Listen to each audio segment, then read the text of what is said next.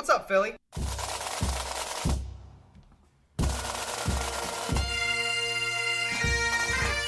Hextall goes barreling out at one of the Canadians, hitting high and hard. Pronger and Gostet go after each other. Woohoo! Near the Pittsburgh bench, and Crosby is knocked to the ice with a hard hitter.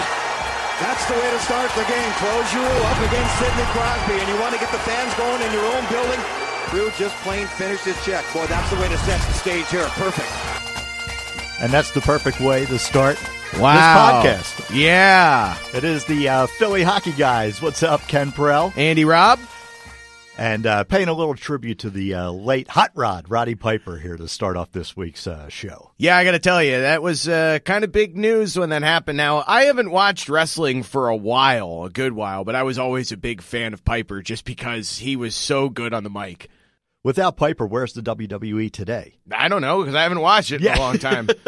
But yes, Hot Rod will be missed. That's right. Welcome to the show, episode 4. Kind of a slow week, kind of a slow month so far in the month of August when it comes to off-season stuff with the Flyers. So we figured this week we'll have a little bit of fun. We'll do the whole goal song thing. In fact, we have not one, not two, but 3 submissions. And all very, very good. Yeah, from 3 different users on Reddit Flyers, and we also made up a bunch of our own, and maybe we'll open it up to pick which one you guys like the best. Don't forget, follow us on Twitter at Philly Hockey Guy, because once again, they would not give us an S. So let's get into it. I've seen a lot of comments over the last couple of weeks about, especially from some of the beat writers and former beat writers like Sarah Volley, John Bork, talking about the cap space in 2016-2017. Shouldn't we get through this year before we start worrying about that?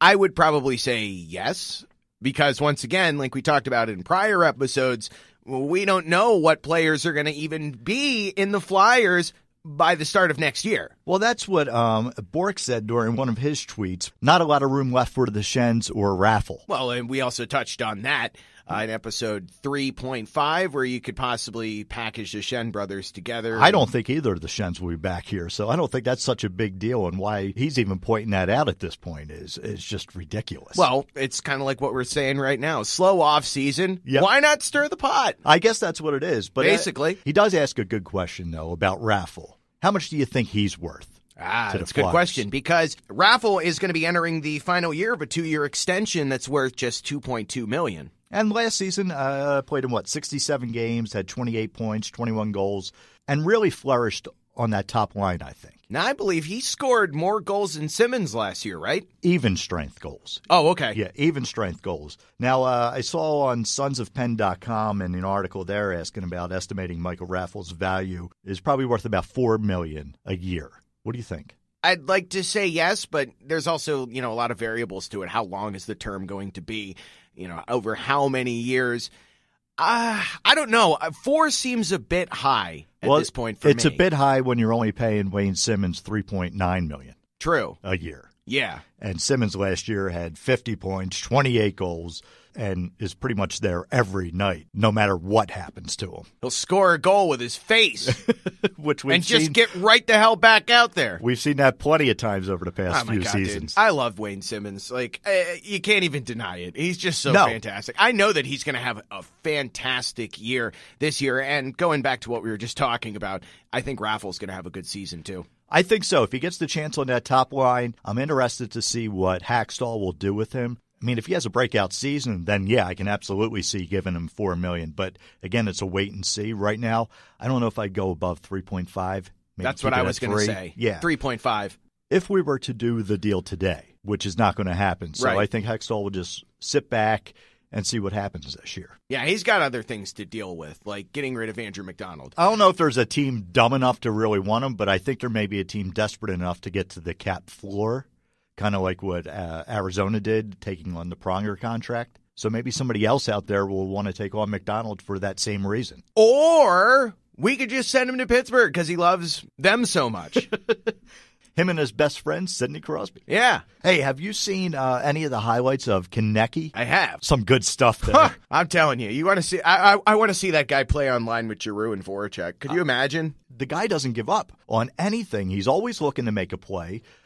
For a guy who everybody says is probably might be a little undersized, I don't see it at all. I see a gamer out there. I can't wait to see him on the Flyers. I don't know if he makes it this year, but, man, the future looks bright. Yeah, and, just like what we talked about in prior episodes, it winds up looking like a steal, nabbing Konecny at 24th overall in the draft this year. Thanks, Leafs. Yeah, thank you very much. I really do appreciate that.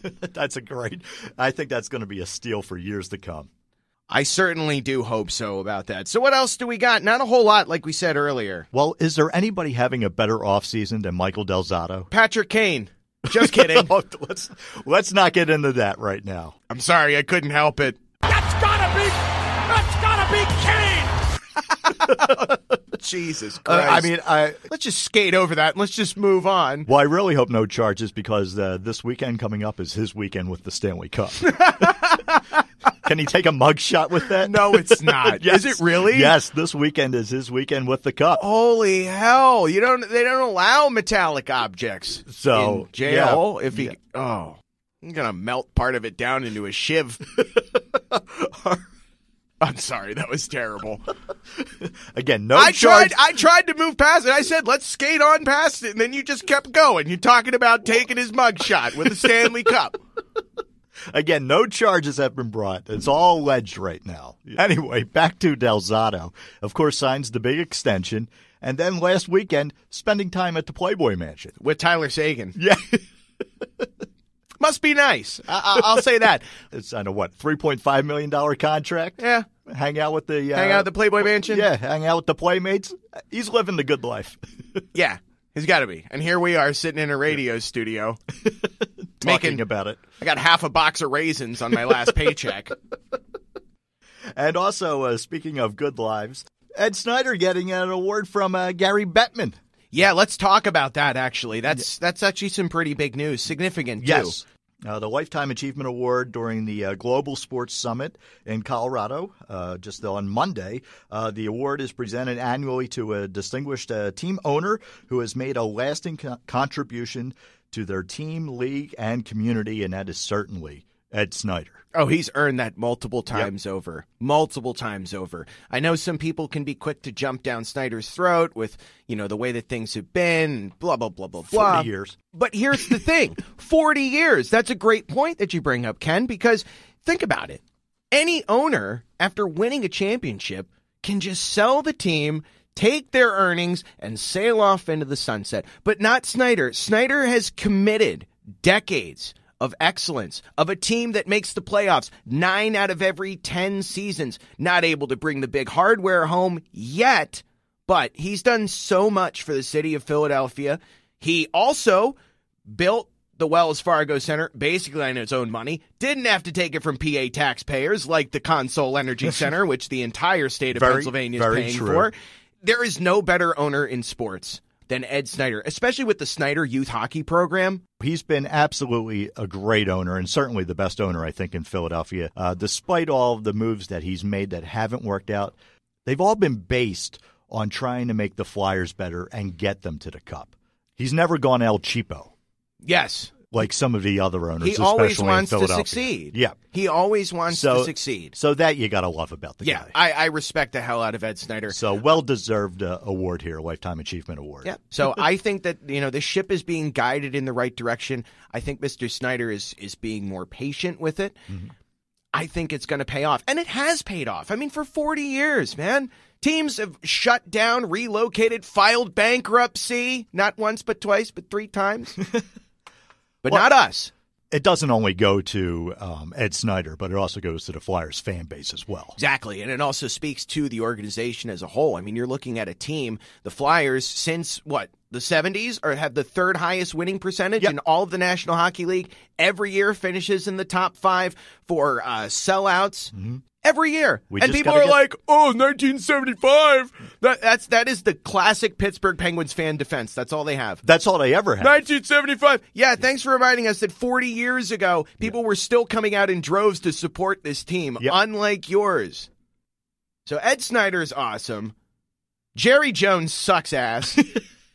Speaking of that, speaking of football, real quick, going back to the old quote from Mr. Jeff Lurie, the gold standard. I find Ed Snyder to be the gold standard of sports ownership. In all of sports or in Philadelphia sports? No, I mean just as in terms of just you want to look at the model he you put want to forward? look at you want to look at the template for a sports team owner. That's the guy.